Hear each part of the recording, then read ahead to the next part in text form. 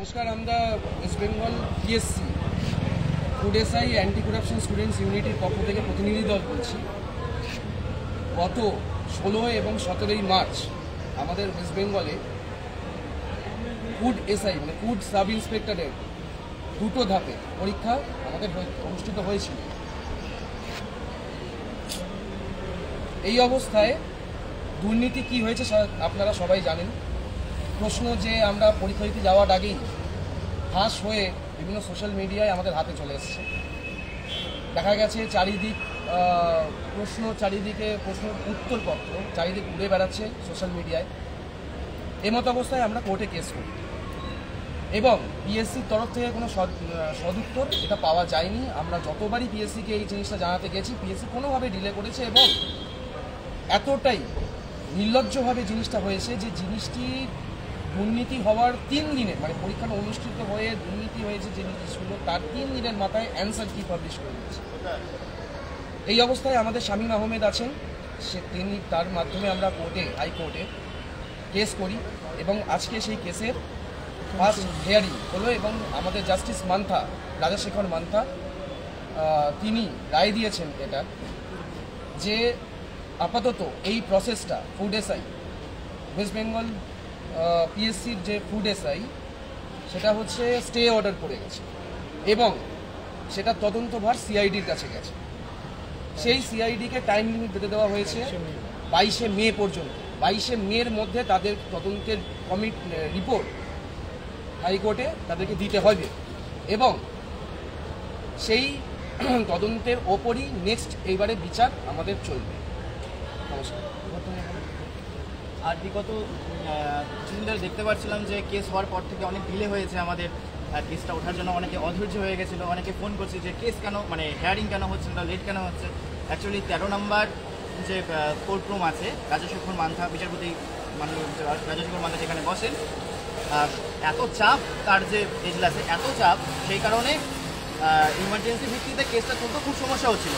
তারপর আরেকটা যেটা সমস্যা হয়েছিল গত বৃহস্পতিবার বিচারপতি নিজে বলেছেন যে কেসটা তিনি আর্জেন্ট ম্যাটার 5 নম্বরে শুনবেন, কিন্তু কোনো এক ভুলবশত কারণে যিনি লিস্টিং করেন মানে অফিসিয়াল কারণে অফিসিয়াল যারা কাজ করে আর কি, তারা সেটাকে চার্টে লেখেনি। তো আমরা বসে আছি আমরা দেখলাম যে সেদিন গত বৃহস্পতিবার আমাদের হিয়ারিংটা হয়নি। তো সবাই জিজ্ঞেস করছিল কী হলো, কেন হিয়ারিং হচ্ছে না। আমরা আপডেট দিয়ে দিয়েছিলাম যে হিয়ারিং হবে আমাদের বৃহস্পতিবার। এই কারণে অনেকটা ডিলে হয়ে গেছে। তো আজ আমাদের প্রথম হিয়ারিং হলো। গতকালও আমাদের হিয়ারিংয়ের ডেট ছিল, কিন্তু পিএসসির পক্ষ থেকে যিনি আর কি উকিল তিনি আসেন, অনুপস্থিত ছিলেন, সেই জন্য বিচারপতি আজকের ডেট দিয়েছিলেন। তো আজকে আমাদের হিয়ারিং হলো আর কি প্রথম, এবং যেটা আমরা চেয়েছিলাম সেটাই পেয়েছি। সবার প্রথম স্টে পড়ে গেছে, মানে অন্তত পিএসসি যেভাবে মানে এক্সাম বের হওয়ার এক্সাম কন্ডাক্ট করার পর আমরা প্রোটেস্ট করলাম, তার সাথে সাথে অ্যান্সার কি দিয়ে দিল, তারপর অ্যান্সার কি চ্যালেঞ্জ করার জন্য তারা নোটিফিকেশন দিয়ে দিল। মানে এইভাবে যে তারা করে যাচ্ছে একের পর এক, হতেই পারে যে এই দুর্নীতি ধামাচাপা দেওয়ার জন্য পিএসসি কিছুদিনের মধ্যে হয়তো অ্যান্সার কি রেজাল্ট পাবলিশ করে দিল, ফাইনাল রেজাল্ট। তো সেই জন্যে আপাতত পিএসসি আর এগোতে পারবে না, কারণ অলরেডি স্টেপ পড়ে গেছে। আমরা যেটা চেয়েছিলাম সেটা হয়ে গেছে। আর আমরা জানি যে সিআইডির ওপর কোনো ভরসা নেই, আমরা ভরসা করি না। তারপরেও বিচারপতি যা নির্দেশ দেবেন আমাদের সেটা মানতে হবে। তিনি সিআইডিকে নির্দেশ দিয়েছেন তদন্ত করার। তো আগামী মাসের 22 তারিখ অবধি আমাদের অপেক্ষা করতে হবে। আর এতটুকু নিশ্চিত যে কোনো চোরেরা নিয়োগ পাবে না। আমাদের লড়াই চলছে, চলবে এবং চলতে থাকবে। হ্যাঁ, আমার আগে যারা বললে তারা বলেছে পুরো ব্যাপারটা, আমি আর বেশি কিছু বলবো না। একটাই কথা বলবো, যারা অধৈর্য হয়ে পড়ছিলে যে কবে মানে আদালতে উঠবে, কবে উঠবে না, অনেকে বলছিল না উঠবে না, তাদের বলি যে হয়তো একটু সময় লেগেছে, নানা আইনি জটিলতা থাকে, অনেক কিছু কারণ থাকে। তাও আমরা ছোটাছুটি করে আজকে ওঠার ছিল কালকেই, কিন্তু যেহেতু কালকে পিএসসি উকিল আসেনি তাই আজকে ডেট দেওয়া হয়েছিল এবং আজকের ডেটে আমরা আমাদের আশানুরূপ ফল রায় পেয়েছি।